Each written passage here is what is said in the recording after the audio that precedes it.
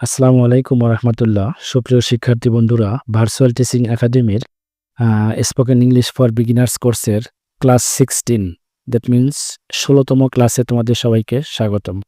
So বন্ধুরা, এই কোর্সের প্রত্যেকটি ক্লাসে আমি নির্দিষ্ট কিছু স্ট্রাকচার নিয়ে আলোচনা করেছি এবং সেই স্ট্রাকচারগুলো ব্যবহার করে কিভাবে একাধিক সেন্টেন্স তৈরি করা যায় সেগুলো নিয়ে ডিটেলস আলোচনা করেছি। সো তোমরা যদি এই ক্লাসগুলো মনোযোগ সহকারে দেখো এবং সেই অনুযায়ী প্র্যাকটিস করো, সো মোটামুটি তোমরা ইংলিশে ভালো করতে পারবে ইনশাআল্লাহ। সো চলো বন্ধুরা, তাহলে ক্লাসটি শুরু করা যাক। সো বন্ধুরা, ক্লাসটি শুরু করার পূর্বে তোমরা যারা এর আগের ক্লাসগুলো অর্থাৎ ১ থেকে ১৫ নম্বর পর্যন্ত যে ক্লাসগুলো করা হয়েছে এগুলো ক্লাসগুলো যদি না দেখে থাকো অবশ্যই কিন্তু ক্লাসগুলো দেখবা। তা না হলে কিন্তু খুব বেশি একটা উপকৃত হতে পারবে না তোমরা। ঠিক আছে বন্ধুরা? তো চলো তাহলে ক্লাসটি শুরু করা যাক। সো বন্ধুরা, আজকের এই ক্লাসে আমরা যে স্ট্রাকচারটির সাথে পরিচিত হব সেটা হচ্ছে, দেখো, যে সাবজেক্ট অতীতে কোনো কিছু হতে পারত। সাবজেক্ট অতীতে কোনো কিছু হতে পারত। এরূপ বোঝালে এই স্ট্রাকচার ফলো করে আমরা সেন্টেন্সটি লিখব। সাবজেক্ট অতীতে কোনো কিছু হতে পারত। দেখো, মনে করো আমি ডাক্তার হতে পারতাম, আমি নায়ক হতে পারতাম, আমি গায়ক হতে পারতাম, ঠিক আছে? আমি কবি হতে পারতাম, ঠিক আছে? বা আমি ভালো ছাত্র হতে পারতাম। এই টাইপের যে সেন্টেন্সগুলা, ঠিক আছে? তো এই সেন্টেন্সগুলো আমরা কি করব? এই স্ট্রাকচার ফলো করে লিখব। অর্থাৎ প্রথমে লিখব কি? প্রথমে সাবজেক্ট লিখব, তারপর লিখব কুড বি।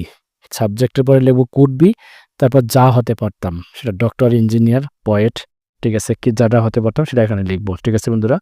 তো চলো তাহলে আমরা একটু এক্সাম্পল সহ দেখি। সো দেখো, এই স্ট্রাকচারটি ফলো করে আমরা প্রথমত অ্যাফার্মেটিভ সেন্টেন্স কিভাবে তৈরি করা যায় সেটা দেখব। যেমন আমি গায়ক হতে পারতাম। আমি গায়ক হতে পারতাম। সো বন্ধুরা, তাহলে এখানে সাবজেক্ট হচ্ছে কি? আই। আমি মানে হচ্ছে আই। তারপর কি লিখবো? আমি কুড বি। দেখো, সাবজেক্ট হচ্ছে আই, তারপর কুড বি, তারপর কি? আ সিঙ্গার মানে হচ্ছে গায়ক। ঠিক আছে? তাহলে হচ্ছে কি? I could be a singer. আমি গায়ক হতে পারতাম। ঠিক আছে? ঠিক একইভাবে আমি কবি হতে পারতাম। তাহলে কি হবে? I could B a poet. Poet মানে হচ্ছে কবি। I could B a poet মানে কি? আমি কবি হতে পারতাম। তাহলে আমি একজন ভালো নৃত্যশিল্পী হতে পারতাম। তাহলে কি হবে? I could be a good dancer. ঠিক আছে? আমি একজন কি ভালো শিল্পী হতে পারতাম। বা আমি ভালো ছাত্র হতে পারতাম। তাহলে I could be a good student. ঠিক আছে? এভাবে আমরা কি করব? অ্যাফার্মেটিভ সেন্টেন্সগুলো তৈরি করব। ঠিক আছে বন্ধুরা? সো নেক্সট যে আমরা স্ট্রাকচারটি দেখতে পাচ্ছি সেটা হচ্ছে নেগেটিভ সেন্টেন্স। অর্থাৎ এই সেন্টেন্স, ঠিক আছে? এই স্ট্রাকচারের সেন্টেন্সগুলো আমরা নেগেটিভে আমরা কিভাবে লিখবো? যেমন ধরো, সে কবি হতে পারত না। ঠিক আছে? তো এরকম নেগেটিভ সেন্টেন্সগুলো লেখার সময় আমরা কি করব? শুধু কুড এর পরে ঠিকই কুড এবং বি এর মাঝখানে এখানে একটা নট বসাবো। ঠিক আছে? কুড এবং বি এর মাঝখানে একটা নট বসাবো। তাহলে সেন্টেন্সটা কি হবে? নেগেটিভ হয়ে যাবে। বাকি সব ঠিক থাকবে, শুধু কুড আর বি এর মধ্যে নট বসাবো। যেমন ধরো, সে কবি হতে পারবে না। তো প্রথমে লিখবো সাবজেক্ট, তারপরে কি লিখবো? কুড, কুড এবং বি এর মাঝখানে কি লিখছি? আমি নট লিখছি, যেটা নেগেটিভ সেন্টেন্স নট। তারপর আছে বি, তারপর কি? কবি, আ পোয়েট। তাহলে he could not be a poet. সে কবি হতে পারতো না। ঠিক আছে? তারপর দেখো কি? সে সৎ হতে পারতো না। তাহলে কি হবে? He could not be an honest person, বা he could not be honest. সে সৎ হতে পারতো না। ঠিক আছে? তারপরে কি? সে ভালো ছাত্র হতে পারতো না। তাহলে he could not be a good student. এভাবে আমরা কি? নেগেটিভ সেন্টেন্সগুলো তৈরি করব। ঠিক আছে? সো নেক্সট যে স্ট্রাকচারটি আমরা দেখতে পাচ্ছি সেটা হচ্ছে ইন্টারোগেটিভ সেন্টেন্স বা প্রশ্নবোধক যে বাক্যগুলো আমরা কিভাবে তৈরি করব। দেখো, তাহলে প্রশ্নবোধক বাক্য তৈরি বা ইন্টারোগেটিভ সেন্টেন্স তৈরি করার জন্য আমরা কি করব? এই কুডকে সামনে নিয়ে যাব, সাবজেক্টের সামনে। ঠিক আছে?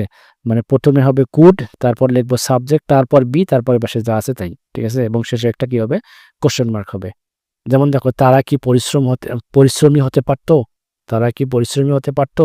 তাহলে ইন্টারোগেটিভ সেন্টেন্স। তাহলে প্রথমে লিখবো আমি কি? কুড। তাহলে প্রথমে লিখবো কি? কুড, তারপর লিখবো সাবজেক্ট, তারপর বি, তারপর ইন্ডাস্ট্রিয়াস। তাহলে could they be industrious. Industrious মানে হচ্ছে পরিশ্রমী। Could they be industrious. তারা কি পরিশ্রমী হতে পারতো? ঠিক আছে বন্ধুরা?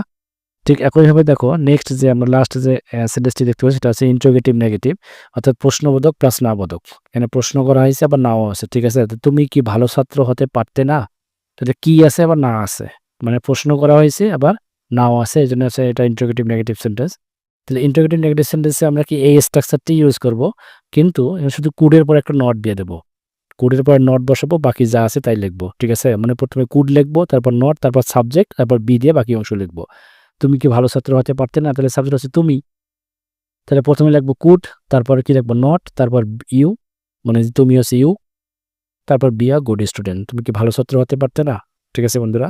সো বন্ধুরা এই অ্যাফার্মেটিভ, নেগেটিভ, ইন্টারোগেটিভ সেন্টেন্সগুলো, ঠিক আছে? এই স্ট্রাকচার সহ কিভাবে সেন্টেন্স তৈরি করতে হয় পূর্বের ক্লাসগুলো, অর্থাৎ ১ থেকে তোমার ১৫ নম্বর ক্লাস পর্যন্ত আমি ক্লাসগুলোতে ডিটেইলস আলোচনা করেছি। তোমরা যদি প্রত্যেকটা ক্লাস মনোযোগ সহকারে দেখো, তাহলে এই স্ট্রাকচারগুলো সম্পর্কে তোমরা কিন্তু মোটামুটি পরিচিত হবা। ঠিক আছে? যে নেগেটিভ সেন্টেন্সের স্ট্রাকচার কিরকম, তারপর ইন্টারোগেটিভ, নেগেটিভ সেন্টেন্সের স্ট্রাকচার কিরকম এবং এগুলো ব্যবহার করে কিভাবে সেন্টেন্স তৈরি করতে হয়, এগুলো কিন্তু ডিটেইলস আমি আলোচনা করেছি। এজন্য এই ক্লাসে কিন্তু আমি স্ট্রাকচারগুলো এখানে আলোচনা করিনি।